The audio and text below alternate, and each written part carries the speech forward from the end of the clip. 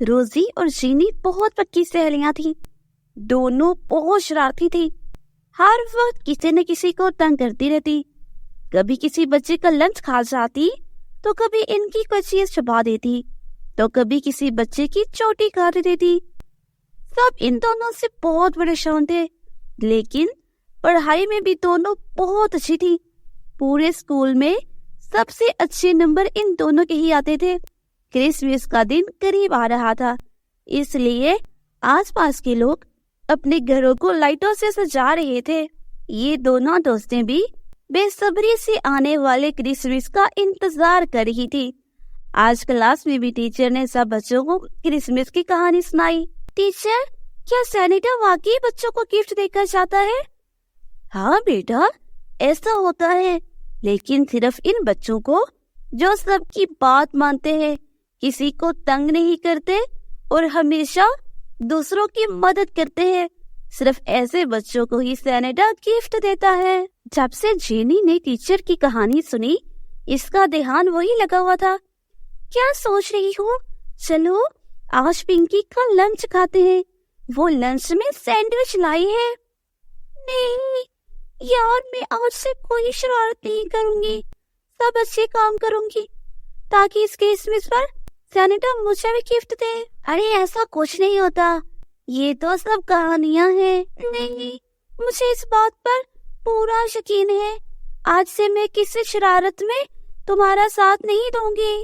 اچھا یہ بتاؤ، تم نے کرسمس کے کپڑے بنا لیے؟ ابھی نہیں بنائے، ابھی میں پیسے جمع کر رہی ہوں. ہاں میں بھی پیسے جمع کر رہی ہوں، دونوں ایک ساتھ جا کر اپنے لیے ڈریس خریدیں گے. ٹھیک ہے. روزی کئی بار جینی کو اپنی شرارتوں میں شامل کرنے کے لیے زبردستی کرتی، لیکن جینی اس کے ساتھ نہیں چاہتی اور یہی کہتی کہ میں نے سب کو تنگ کرنا چھوڑ دیا ہے. اب تو روز جینی کو خواب میں سینٹا نظر آتے کہ وہ رات میں اپنی بگھی میں بیٹھ کر آ رہی ہیں. ان کے ساتھ کچھ پریاں ہیں جو کہ اچھے بچوں کو گفٹ دے رہی ہیں، اور ایک پری اس کے پاس آتی ہے اور تب ہی اس کی آنکھ کھل جاتی ہے. مجھے پورا خواب کیوں نہیں آتا؟ میں دیکھنا چاہتی تھی کہ پری مجھے بھی گفٹ دے کر جاتی ہے کہ نہیں، لیکن روز اسی ٹائم میری آنکھ کھل جاتی ہے. اب کرسمس میں صرف ایک دن باقی تھا. دونوں دوستیں اپنے جمع کیے ہوئے پیسوں سے ڈریس لینے جاتی ہے کہ راستے میں انہیں ایک فقیر ملتا ہے. بیٹا، کیا میری کچھ مدد کرو گی؟ میں بہت بیمار ہوں، مجھے اپنی دوائیوں کے لیے پیسے چاہیے. نہیں بابا، آپ کسی اور سے مانگ لیں، ہمارے پاس کچھ پیسے نہیں ہیں. یہ بات سن کر فقیر جانے لگتا ہے. تبھی جینی اسے روک کر اپنے ڈریس کے سب پیسے دے دیتی ہے.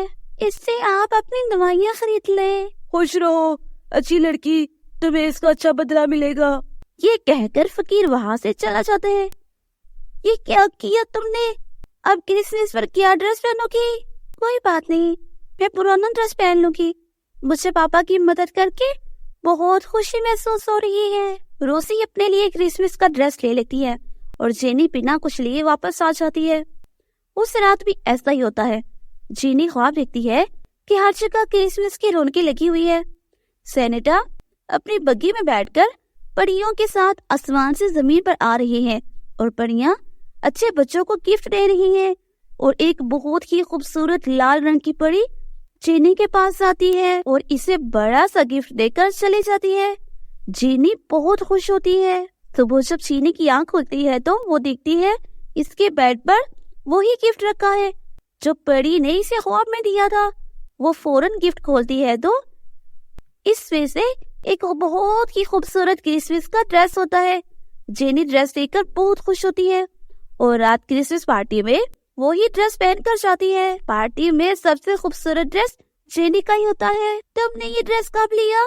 یہ تو بہت خوبصورت ہے. مجھے سینٹا اور ان کی پریوں نے یہ ڈریس گفٹ کیا ہے. کیا سچ میں؟ ہاں، خواب میں سینٹا اور پریاں آسمان سے اترے اور سب اچھے بچوں کو گفٹ دے رہے تھے.